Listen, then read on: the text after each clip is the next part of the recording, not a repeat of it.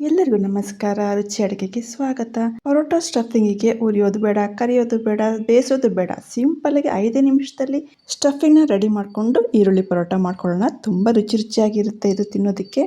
ಇದನ್ನು ಮಾಡೋದಕ್ಕೆ ಈರುಳ್ಳಿನ ಸಣ್ಣದಾಗಿ ಕಟ್ ಮಾಡಿ ಇಟ್ಕೊಂಡಿದ್ದೀನಿ. ಅದಕ್ಕೆ 1/4 ಸ್ಪೂನಷ್ಟು ಉಪ್ಪನ್ನು ಹಾಕಿ ಚೆನ್ನಾಗಿ ಕಲಸಿ ಒಂದು 2 ನಿಮಿಷಗಳ ಕಾಲ ಹಾಗೆ ಬಿಟ್ಬಿಡಬೇಕು. 2 ನಿಮಿಷ ಆದಮೇಲೆ ತೋರಿಸ್ತಾ ಇದ್ದೀನಿ ನೋಡಿ. ಚೆನ್ನಾಗಿ ನೀರು ಬಿಟ್ಕೊಂಡಿದ್ದೆ ಈರುಳ್ಳಿಯಲ್ಲಿ. ಈ ನೀರನ್ನು ತೆಗಿಲೇಬೇಕು, ಇಲ್ಲಾಂದರೆ ಸ್ಟಫಿಂಗ್ ಮಾಡಬೇಕಾದ್ರೆ ಏನಾಗುತ್ತೆ, ಪರೋಟ ಮೆತ್ತಗಾಗಿ ಎಲ್ಲ ಆಚೆ ಬಂದುಬಿಡುತ್ತೆ. ಈ ಥರ ಚೆನ್ನಾಗಿ ಹಿಂಡಿ ನೀರನ್ನೆಲ್ಲ ತೆಗೆದು ಒಂದು ಬೌಲಿಗೆ ಹಾಕ್ಕೊಳ್ಬೇಕು. ಇದು ಇಂಪಾರ್ಟೆಂಟು. ನೋಡಿ ಎಷ್ಟು ನೀರು ಬಂದಿದೆ ಅಲ್ವಾ, ಈ ನೀರನ್ನ ತೆಗಿಬೇಕು. ಮತ್ತು ಇಷ್ಟೊಂದು ನೀರಿದ್ದರೆ ನಾವು ಹಾಕಿರೋ ಮಸಾಲಗಳೆಲ್ಲ ಇದಕ್ಕೆ ಹೊಂದ್ಕೊಳ್ಳೋದಿಲ್ಲ. ಹಾಗಾಗಿ ಈ ಥರ ಮಾಡ್ಕೊಳ್ಳೋದು ಇಂಪಾರ್ಟೆಂಟು.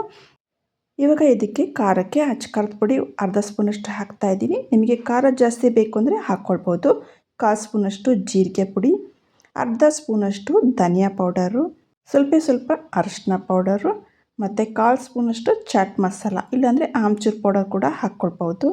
ರುಚಿಗೆ ತಕ್ಕಷ್ಟು ಉಪ್ಪು, ಒಂದೇ ಒಂದು ಹಸಿಮೆಣಸಿನ್ಕಾಯಿ. ಇದು ಬೇಡ ಅಂದರೆ ನೀವು ಸ್ಕಿಪ್ ಮಾಡ್ಕೊಳ್ಬೋದು. ಸಣ್ಣದಾಗಿ ಹೆಚ್ಚಿರುವಂಥ ಕೊತ್ತಂಬರಿ ಸೊಪ್ಪು ಸ್ವಲ್ಪ ಜಾಸ್ತಿ ಹಾಕ್ಕೊಂಡ್ರೆ ಚೆನ್ನಾಗಿರುತ್ತೆ. ಒಂದು ಅರ್ಧ ಬೌಲಷ್ಟು ಹಾಕ್ಕೊಂಡಿದ್ದೀನಿ ನಾನು. ನಿಮಗೆ ಕಮ್ಮಿ ಬೇಕಾದರೆ ಕಮ್ಮಿ ಹಾಕ್ಕೊಳ್ಬೋದು, ತೊಂದರೆ ಇಲ್ಲ. ಇದನ್ನೆಲ್ಲ ಹಾಕ್ಕೊಂಡು ಚೆನ್ನಾಗಿ ಮಿಕ್ಸ್ ಮಾಡ್ಕೊಂಬಿಡೋಣಂತೆ. ಇದೆಲ್ಲ ಕಲಿಸ್ಕೊಂಡಾದ್ಮೇಲೆ ಲಾಸ್ಟಲ್ಲಿ 1 ಸ್ಪೂನಷ್ಟು ಕಡಲೆ ಹಿಟ್ಟನ್ನು ಹಾಕ್ಕೊಳ್ತಾ ಇದ್ದೀನಿ. ಇದನ್ನು ಹಾಕ್ಕೊಳ್ಳೋದ್ರಿಂದ ಇನ್ನೂ ಸ್ವಲ್ಪ ಈರುಳ್ಳಿಯಲ್ಲಿ ನೀರಿನ ಅಂಶ ಇದ್ದರೆ ಅದು ಕೂಡ ಹೊರಟೋಗಿ ಡ್ರೈ ಆಗುತ್ತೆ. ಪರೋಟಗೆ ಸ್ಟಫಿಂಗ್ ಮಾಡಿದಾಗ ಪರೋಟ ಮೆತ್ತೆ ಆಗೋದಿಲ್ಲ, ಚೆನ್ನಾಗಿರುತ್ತೆ. ಇವಾಗ ನೋಡಿ ಎಲ್ಲ ಕಲಿಸ್ಕೊಂಡಿದ್ದಾಗಿದೆ. ಇದು ರೆಡಿಯಾಗಿದೆ. ಇದಿಷ್ಟಾದರೆ ಸಾಕು. ಈರುಳ್ಳಿ ಪರೋಟನ ನಾನು ಮೈದಾ ಹಿಟ್ಟಲ್ಲಿ ಮಾಡ್ತಾಯಿಲ್ಲ, ಗೋಧಿ ಹಿಟ್ಟಲ್ಲೇ ಮಾಡ್ತಾಯಿದ್ದೀನಿ. ಸೇಮ್ ಚಪಾತಿ ಹಿಟ್ಟನ್ನು ಹೇಗೆ ಕಲಿಸ್ಕೊಳ್ತೀರೋ ಅದೇ ಕಲಿಸ್ಕೊಂಡ್ರೆ ಸಾಕಾಗುತ್ತೆ. ನೋಡಿ ಇಷ್ಟು ಸಾಫ್ಟಾಗಿದ್ದರೆ ಸಾಕು. ಇವಾಗ ಉಂಡೆಗಳನ್ನ ಮಾಡಿ ಇಟ್ಕೊಂಬಿಡೋಣಂತೆ. ಸ್ವಲ್ಪ ಹಿಟ್ಟನ್ನು ಉದುರಿಸ್ಕೊಂಡು ಚಪಾತಿನ ಹೇಗೆ ಲಟ್ಟಿಸ್ಕೊತೀವೋ ಅದೇ ರೀತಿ ಲಟ್ಟಿಸ್ಕೊಂಡ್ರೆ ಸಾಕು. ನೋಡಿ ಇಷ್ಟು ತೆಳ್ಳಗಿದ್ರೆ ಸಾಕು. ಇವಾಗ ಸ್ವಲ್ಪ ಎಣ್ಣೆ ಹಾಕ್ತಾಯಿದ್ದೀನಿ. ಎಲ್ಲ ಕಡೆ ಚೆನ್ನಾಗಿ ಸ್ಪ್ರೆಡ್ ಮಾಡ್ಕೊಂಬಿಡೋಣ. ಇವಾಗ ಸ್ಟಫಿಂಗ್ನ ಹಾಕ್ಕೊಂಡು ಇದನ್ನು ಕೂಡ ಎಲ್ಲ ಕಡೆ ಸ್ಪ್ರೆಡ್ ಮಾಡ್ಕೊಳ್ಬೇಕು. ಎಲ್ಲ ಸ್ಪ್ರೆಡ್ ಮಾಡ್ಕೊಂಡಾದಮೇಲೆ ನಿಧಾನವಾಗಿ ಈ ಥರ ಪ್ರೆಸ್ ಮಾಡ್ಕೊಳ್ಬೇಕು. ಇವಾಗ ನೋಡಿ ಎಲ್ಲ ಆಗಿದೆ ಅಲ್ವಾ. ಮಧ್ಯದಲ್ಲಿ ಈ ಥರ ಚಾಕು ತಗೊಂಡು ಕಟ್ ಮಾಡ್ಕೊಳ್ಬೇಕು. ಅರ್ಧದವರೆಗೆ ಮಾತ್ರ ಕಟ್ ಮಾಡ್ಕೊಳ್ಬೇಕು.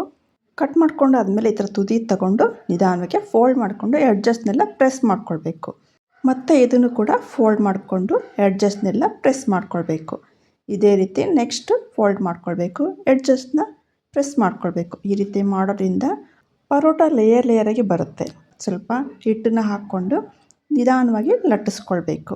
ಇದು ತುಂಬ ತೆಳ್ಳಗೆ ಲಟ್ಟಿಸ್ಕೊಳ್ಬಾರ್ದು, ಸ್ವಲ್ಪ ದಪ್ಪನೇ ಇರಬೇಕು. ನೋಡಿ ಇವಾಗ ರೆಡಿಯಾಗಿದೆ. ಮೇಲ್ಗಡೆ ಈ ಥರ ಈರುಳ್ಳಿ ಎಲ್ಲ ಕಾಣ್ತಿದ್ರೆ ಏನೂ ತೊಂದರೆ ಇಲ್ಲ, ಇದು ಸರಿ ಬಂದಿದೆ ಅಂದ್ಬಿಟ್ಟು. ಲಾಸ್ಟಲ್ಲಿ ಸ್ವಲ್ಪ ಹುರಿದಿರುವಂಥ ಬಿಳಿ ಎಳ್ಳು ಮತ್ತು ಕೊತ್ತಂಬರಿ ಸೊಪ್ಪನ್ನು ಹಾಕ್ಕೊಂಡು ನಿಧಾನವಾಗಿ ಈ ಥರ ಪ್ರೆಸ್ ಮಾಡಿದ್ರೆ ಸಾಕು, ಅಂಟ್ಕೊಂಡ್ಬಿಡುತ್ತೆ.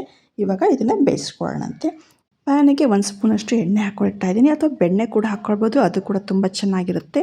ಮೇಲೆ ಕೂಡ ಸ್ವಲ್ಪ ಎಣ್ಣೆನ ಹಾಕ್ಕೊಳ್ಳೋಣ, ಅಥವಾ ತುಪ್ಪ ಬೆಣ್ಣೆ ಯಾವ್ದು ಬೇಕಾದರೂ ಹಾಕ್ಕೊಳ್ಬೋದು. ಇವಾಗ ಒಂದು ಸೈಡ್ ಬೆಂದಿದೆ, ಇನ್ನೊಂದು ಸೈಡ್ ಬೇಯಿಸ್ಕೊಳ್ಳೋಣ. ನೋಡಿ ಇವಾಗ 2 ಸೈಡು ಚೆನ್ನಾಗಿ ಬೆಂದಿದೆ. ಇದನ್ನು ಸ್ವಲ್ಪ ಗರಿಯಾಗಿ ಬೇಯಿಸ್ಕೊಳ್ಬೇಕು. ಸಾಫ್ಟಾಗಿರೋದಕ್ಕಿಂತ ಗರಿಯಾಗಿದ್ರೆ ಚೆನ್ನಾಗಿರುತ್ತೆ. ಇವಾಗ ತೆಗೆದು ತೋರಿಸ್ತಾ ಇದ್ದೀನಿ ನೋಡಿ, 2 ಸೈಡೇ ಚೆನ್ನಾಗಾಗಿದೆ. ಇವಾಗ ಇದು ತಿನ್ನೋದಕ್ಕೆ ರೆಡಿಯಾಗಿದೆ. ನಾನು ಬಿಸಿ ಈರುಳ್ಳಿ ಪರೋಟನ ಸಿಂಪಲ್ ರಾಯ್ತ ಮತ್ತು ಬೆಳ್ಳುಳ್ಳಿ ಹಸಿಮೆಣಸಿನ್ಕಾಯಿ ಉಪ್ಪಿನಕಾಯಿನ ಬಡಿಸ್ತಾ ಇದ್ದೀನಿ. ಇದ್ರ ಜೊತೆ ತಿಂದರೆ ತುಂಬ ಚೆನ್ನಾಗಿರುತ್ತೆ. ಇದ್ರ ವಿಡಿಯೋನ ಆಲ್ರೆಡಿ ಅಪ್ಲೋಡ್ ಮಾಡಿದ್ದೀನಿ, ಲಿಂಕ್ನ ಹಾಕಿರ್ತೀನಿ, ಚೆಕ್ ಮಾಡ್ಕೊಳ್ಳಿ. ಈ ರೆಸಿಪಿ ನಿಮಗೆ ಇಷ್ಟ ಆಗಿದೆ ಶೇರ್ ಮಾಡಿ, ಲೈಕ್ ಮಾಡಿ, ಕಮೆಂಟ್ ಮಾಡಿ. Thank you.